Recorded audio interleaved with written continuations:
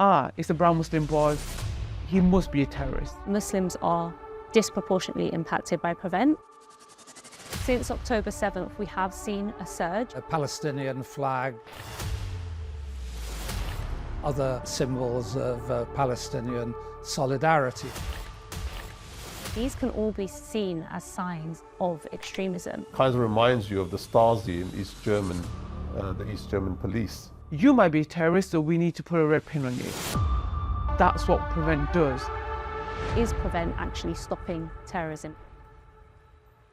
Prevent is part of the government's counterterrorism programme or strategy. It's one element within it, and it's an element which deals with extremism. It's supposed to be on paper a strategy that helps to prevent people from being drawn into terrorism, but in practice what it is millions of public sector workers up and down the country who are looking for signs of extremism.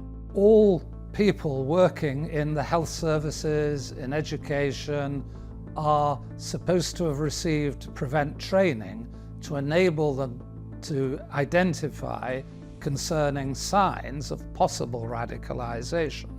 But of course that training, which is well over 1 million people have received that training, represents the operation of stereotypes, and particularly stereotypes concerning British Muslims. So every single year, approximately 7,000 people are referred to Prevent. These are 7,000 people who have not actually committed any crime. From those 7,000, at least 2,000 are children under the age of 14. So my son was referred to Prevent because after a fire alarm at his school, my son said to one of his friends, "I hate the school so much, I hope it burns down." Now, after a case of about 4 weeks, this was repeated through a number of people. It got back to staff, and the staff heard, "I hate the school so much, I'm going to bomb the school," something along those lines. Now, the school was aware of both versions, but which version do you think the school went with?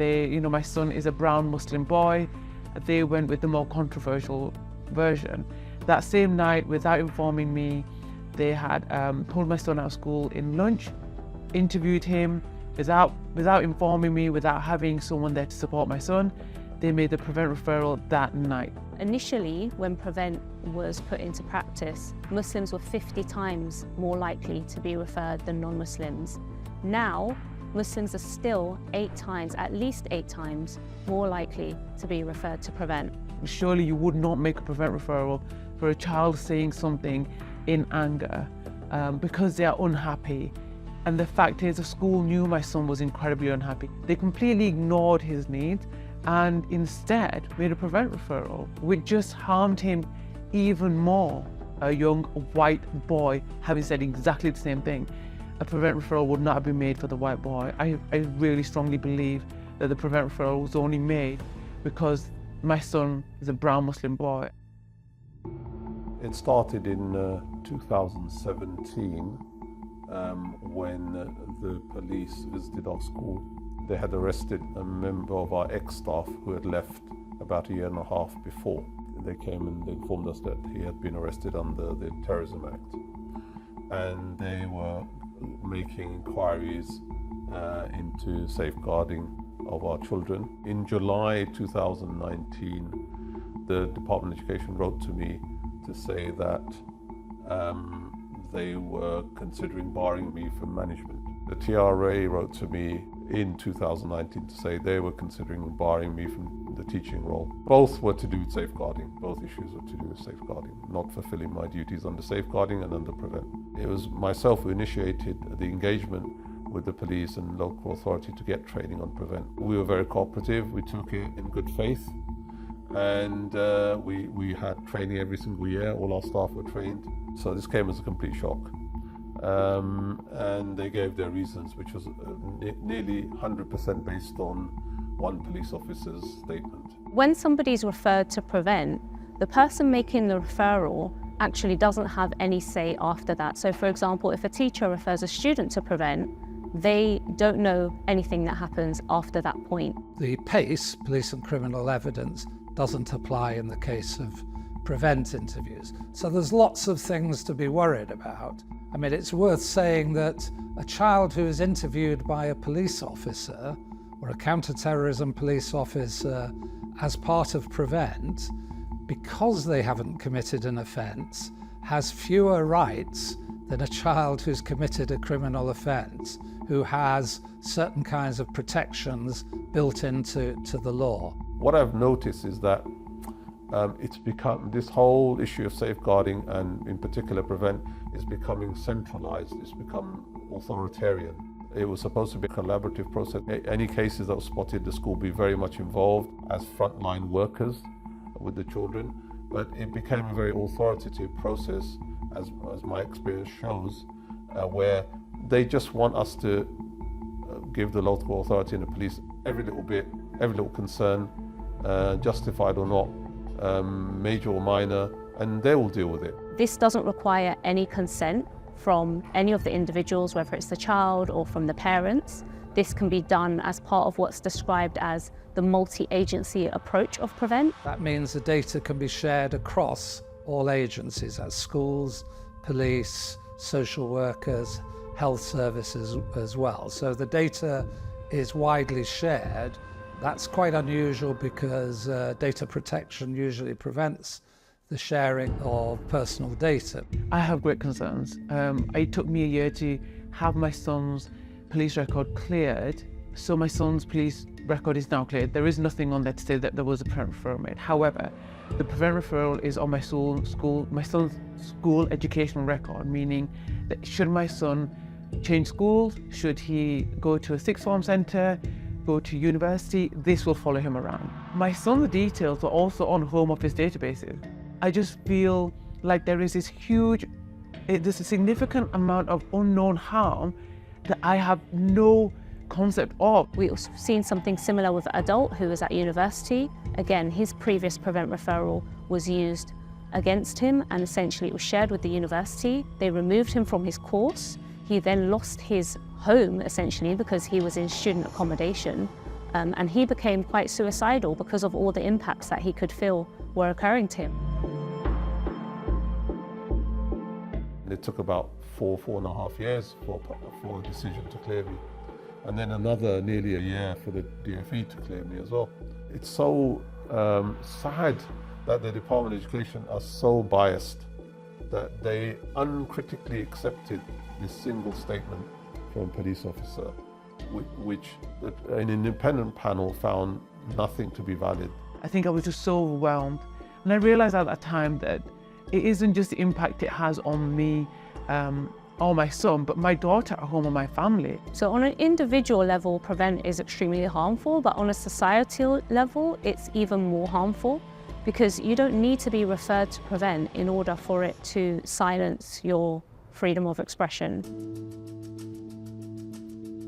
It doesn't only create surveillance of those communities and individuals within them, what it does is communicate to the rest of the population that Muslims don't quite fit. And I remember saying to my son, and to be honest I say it even now, keep your opinions to yourself, because what you say will be taken differently compared to when someone who is a non-Muslim, non-brown person will say it. What you say comes with prejudice.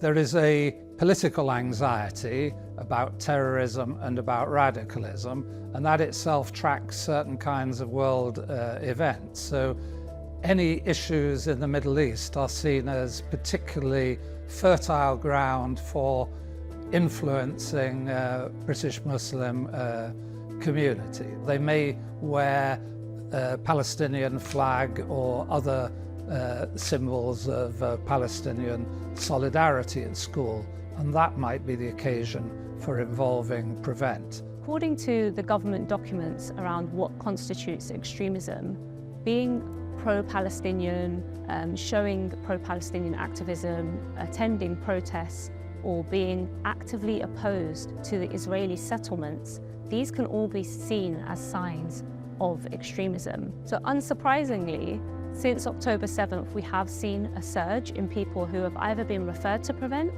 or who are being threatened with a referral to prevent. So we see employees from the healthcare sector, for example, who are being threatened with a referral to prevent because of the fact that they are being vocal around Palestine. I actually had 2 lawyers from very different law firms within the same day tell me that both of them had been called to one side and spoken to about their social media posts. That's very disconcerting, because then it kind of reminds you of the Stasi in East German, the East German police, where they had it, every other house it's called, every other neighbor it's alleged was an informant. In practice, this is what it's becoming, that schools and other frontline practitioners are there to spy on their children, on their clients.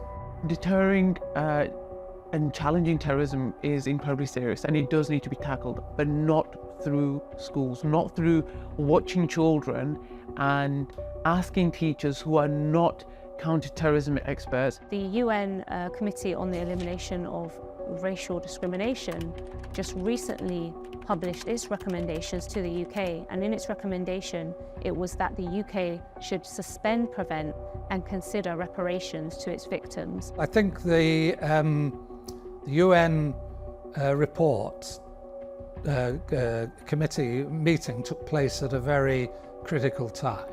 The other thing that happened just beforehand was the right-wing, violent and racist riots directed against immigrants, directed against Muslims. A vivid moment when the government had presented a very bland and misleading report to them, indicating that the prevent was in line with the perceived terrorist risk, and that was Islamism, and the far right didn't represent the same kind of risk. So it was very, I think I would call it very vividly obvious that the far right was posing a problem within British politics, and that the government was wrong-footed on that. So most British Muslims believe in the rule of law, believe in tolerance, believe in democracy and so on. Yet they're the very group that is said